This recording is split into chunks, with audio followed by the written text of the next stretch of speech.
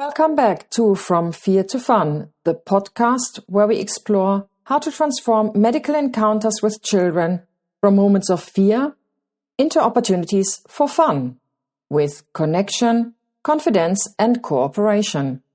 I'm so glad that you are here. Today's episode addresses another deceptively self-evident fact that has a significant impact on every medical encounter. Doctors constantly transgress personal boundaries. Not emotionally, not metaphorically, but physically. And for children, this can turn a simple examination into something overwhelming, frightening, or even traumatic.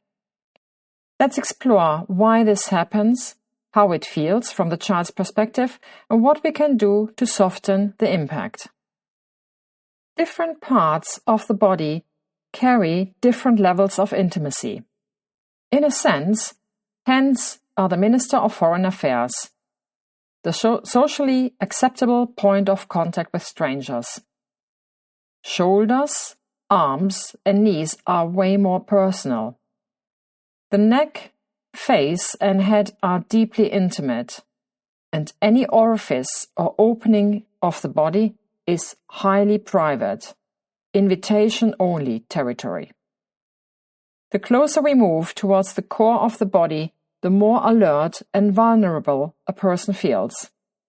Now imagine a stranger moving through these zones without invitation. Even gentle touch becomes intrusive. However, medicine requires boundary crossing. This is the paradox of medical care. To examine a patient properly, we must cross these boundaries. We palpate the thyroid by touching the neck. We listen to the lungs by exposing the chest. We examine the abdomen by touching the core. With adults, this is usually manageable. They understand the purpose. They anticipate some discomfort, and they silently agree to the intrusion. But children do not. As we've seen before, for a child, the doctor is already perceived as unpredictable, untrustworthy, potentially painful, a judge, a stranger. So when we begin touching areas that feel private or vulnerable, the child's fear skyrockets.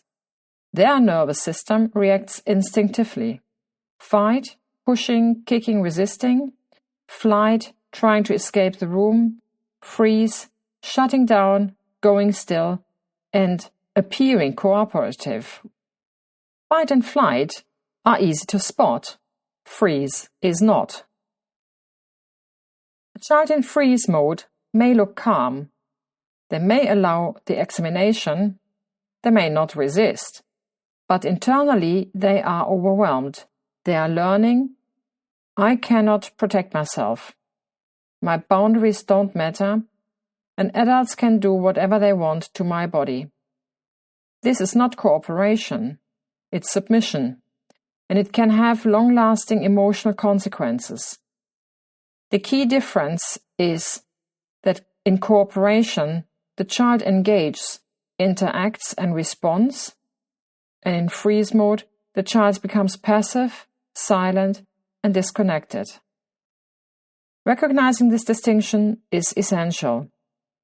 The doctor carries a high responsibility here, because we must cross boundaries, so we must do this with awareness, gentleness, permission, transparency, and respect. We cannot avoid boundary crossing, it's part of our work, but we can avoid boundary violation. We can explain what we are doing. We can move slowly. We can ask for consent in a child-friendly ways. We can give the child some choices. We can maintain dignity. We can acknowledge fear, and we can pause when needed. These small shifts transform the examination from something threatening into something tolerable and sometimes even empowering. In a nutshell, touch becomes more intimate the closer we move towards the core of the body. Doctors must cross these boundaries to examine patients. Adults tolerate this because they understand the purpose. Children often see the doctor as an enemy, making boundary crossing even more frightening. And children respond with fight, flight, or freeze mode, and freeze mode can be mistaken for cooperation. We must handle boundary crossing with care, awareness, and respect. Thanks for listening to From Fear to Fun. Next time, we will go a step further and have a look at the terrifying situation when we actually need to inflict pain on a patient. Until then, remain curious, offer connection, and keep moving from fear to fun.